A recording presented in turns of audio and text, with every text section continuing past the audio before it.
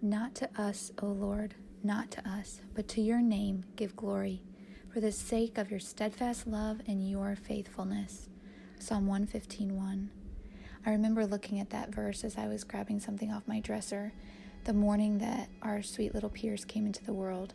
I had written that verse along with several other verses and sayings on some note cards to help me as I was going overdue and getting a lot of pressure and just needing to renew my mind. The same thing rang true that morning as it did the weeks prior to him coming. I wanted God to get the glory for this birth and for everything that transpired over the weeks before his birth. God taught me so much in the weeks that I was waiting on Pierce, and I like to journal a lot, and so I journaled several lessons that he taught me in the waiting period when I was 38 weeks and 6 days. I woke up that morning so excited because my mom was coming into town that day. We kind of had a feeling baby might come early, and we just wanted my mom to be here to take care of the girls, just in case it was a quick middle of the night type of ordeal. And so I went on a walk, a 3-mile walk that morning with my friend, and came home, and Jordan had to go run an errand with the 2 girls. So I had the house completely to myself, and so I turned on worship music as loud as I could and swept, vacuumed, and mopped all my floors. Then my mom came in town, and I was so excited. She was there. We helped her set up all her stuff for teaching because she teaches English every morning, and so we wanted to get that all set up. And then Jordan grilled out that night, and we were sitting outside eating, and I started having some contractions, and they were pretty consistent for over an hour, and actually lasted for about 3 hours before I contacted my midwife, and some of them kind of took my breath away a little bit. And then after I contacted my midwife, they started going into my legs, and it started feeling a lot like Shiloh's labor that was 2.5 hours long. And so when I started feeling contractions that reminded me of a labor that was that quick, I started getting a little nervous. My midwife came. She could tell I wasn't in active labor. The contractions immediately fizzled out. She sent us on a walk. She sent me and Jordan to try different maneuvers. Nothing was working. So I went to bed so discouraged that night, got 2 hours of sleep, while my midwife, the other midwife, and her assistant slept in my living room. I was so discouraged and so embarrassed that I had had what I considered a false start or a false labor. Well, fast forward, nothing happened week 39. Not contractions, nothing like that. I was getting a little bit antsy, thinking my body didn't know how to go into labor. At 40 weeks and 3 days, though, I started getting hard, consistent contractions in the evening. They started getting longer, stronger, and closer together for about 8 hours. My midwife came in town. The other midwife came. I was having to breathe and moan through the contractions. Once the midwives showed up and I saw them, they kind of started fizzling. And then sure enough, they stopped. We even thought my water broke that night, and it tested positive 3 times for broken waters. Now I was on a time clock. My midwife told me that she gives women up to 48 hours, especially since the fluid was clear that we saw. So the next morning was full of me trying so many different measures to bring baby boy here. I was exhausted. And finally around 11 a.m. I told my midwife, I just don't feel right trying all of this. Absolutely nothing is happening, and I just don't feel right. She respected that, and we talked through options. By about 30 hours after what we thought was my broken waters, Jordan and I chose to go to Princeton and Birmingham to get baby checked out. Packed bags, expecting to return with our sweet baby. This was Thursday night. It turned out once we got there, my water didn't break. The fluid level was at 15. Baby boy was healthy and doing great. Good news also was that my contractions had been doing something. I was 50% effaced and at 4 centimeters. Jordan and I looked at each other shocked. We had just given over our dreams of home birth. The ride to Princeton was very quiet. I was doing a lot of inward processing and just giving it over to the Lord, saying, I know that you're in control. I know this was your will all along. I'm giving it over to you. And after talking to the doctor, who said, you can go home and safely birth at home with your midwives, Jordan and I just looked at each other in shock. We had to sit there for a couple minutes and process it. He knew that they could put me on Pitocin, and I probably could have the baby that night, considering I was at a 4 and usually go very fast. But I told him that's not what I wanted. I didn't want to induce it. I wanted to wait on my body and on God's timing. So we were given our dreams of a home birth back. I kept telling everybody I felt like Abraham offering Isaac. It was just such a surreal moment, and I was so thankful to God for putting me through that test, but then also giving me a chance again at my dream home birth. So at this point, I was nearing 41 weeks. I was so relieved to not need inducement. I was planning on taking the next few days, resting, exercising, and not doing anything to try to speed on labor. I was so weary from trying everything to get him to come because we thought my water broke. That evening, my parents took our girls back to their house as I realized during all these false starts of labor that I needed an empty house when I went into labor. And quite honestly, I was so tired and felt as if my daughters needed a lot of attention and spoiling, which they would definitely get at my parents' house. The next few days were so up and down emotionally. I was getting a lot of questions and texts and calls and people wondering about our little baby boy and if he was safe and if I was okay. One second, I would have a huge burst of energy and clean everything and go on a brisk jog. The next second, I would feel so discouraged, like my body had forgotten how to go into labor. Emotions were definitely rocky. God was faithful. Tuesday morning, I woke up with a huge burst of energy and contractions. I didn't tell Jordan. I just crawled out of bed, curled my hair, put on makeup, and went on an early morning brisk walk. When I came home, I wanted those contractions to continue, so I vacuumed all the floors, put together one last baby item, straightened up around the house, and then convinced him to go to Home Depot to get a plant to celebrate the beginning of Pierce's life. In the parking lot at Home Depot, I had a hard contraction that I had to stop and breathe through, even leaning against my car. I laid down when I got home and was still having contractions even laying there. But at almost 6 hours on the dot after my contractions had started, they stopped, cold turkey. Jordan and I watched I Still Believe, trying to distract myself, and I was internally struggling so much, so sad that I hadn't kept contracting, and I was just feeling defeated. My midwife called and explained what the next few days would look like.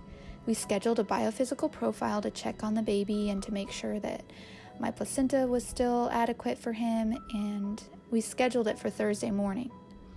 I prayed we wouldn't have to go. That evening, Jordan and I did the 3 sisters from spinning babies. So I did an inversion, then he sifted my belly a little, we went and did side-lying releases, and then we immediately went downtown to go on a walk. During that walk is kind of when things started to change. I started getting these sharp pains really low, and it felt like baby boy was really trying to move. I was in so much pain sometimes I had to double over and hold my tongue so I wouldn't yell out.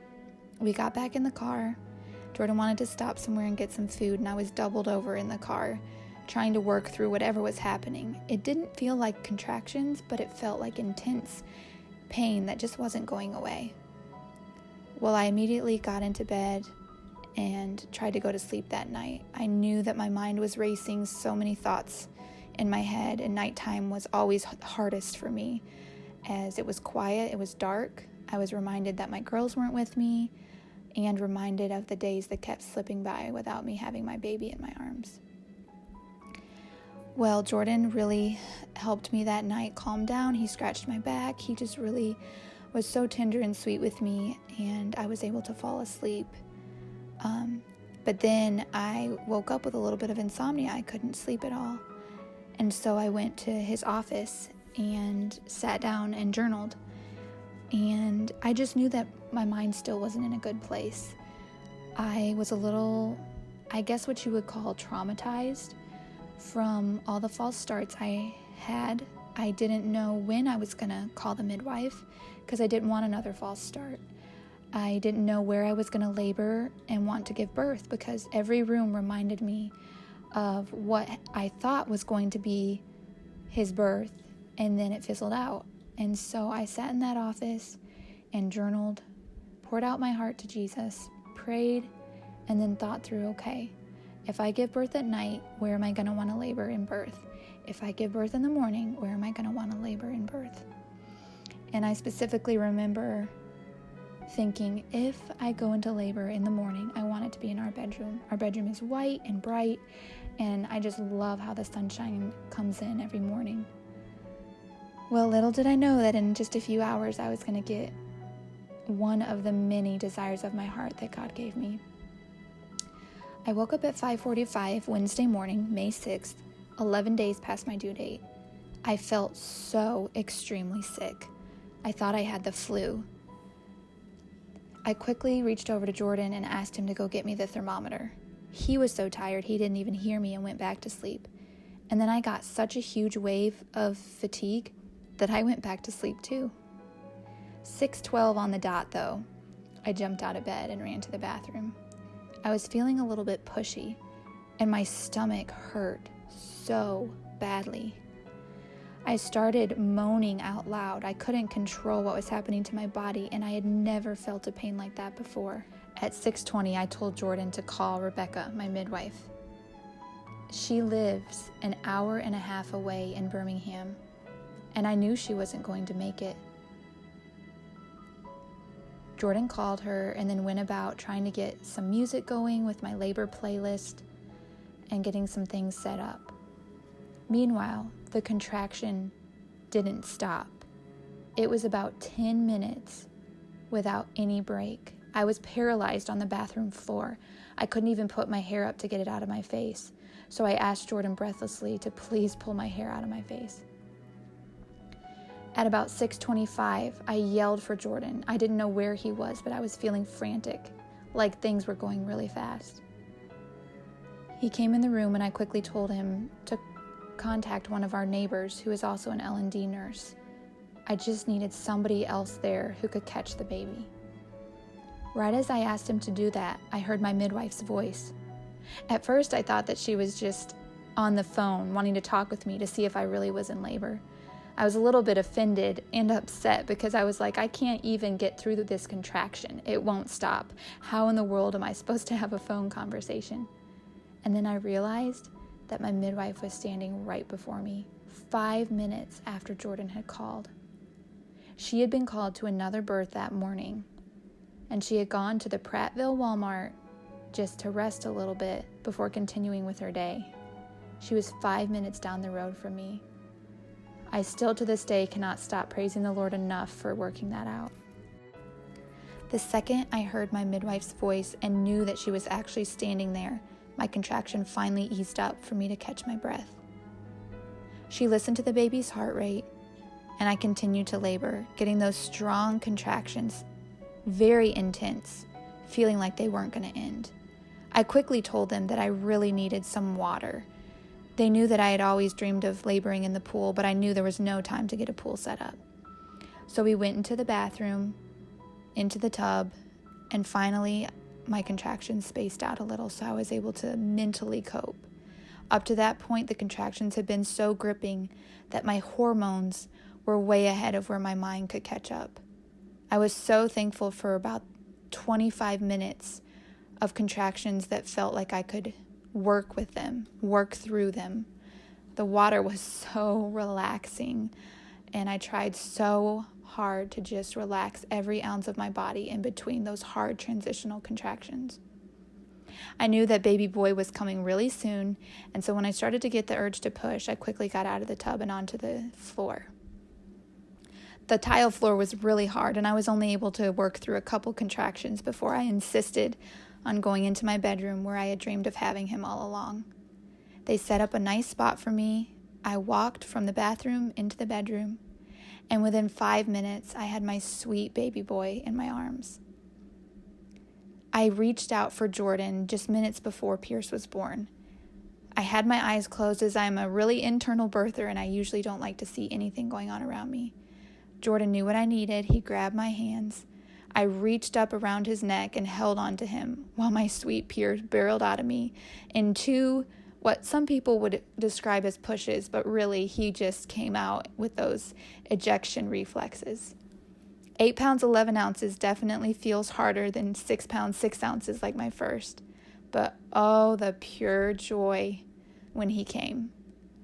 My midwife reminded me of this verse, and I was often reminded of this verse when I was anticipating labor.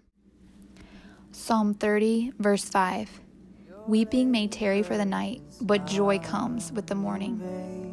I was listening to music at the time, and right before he came, and right before those last contractions were really hard, a song came on that said, "Your labor is not in vain." And then I cried out to God with all my heart, "Please, God, I want to see the joy that comes in the morning." Your labor is not unknown, though the rocks they cry out and the sea it may groan. The place of your toil may not seem like a home, but your labor is not unknown. I am with you, I am with you, I am with you, I am with you, for I have called you by name. Your labor is not in vain.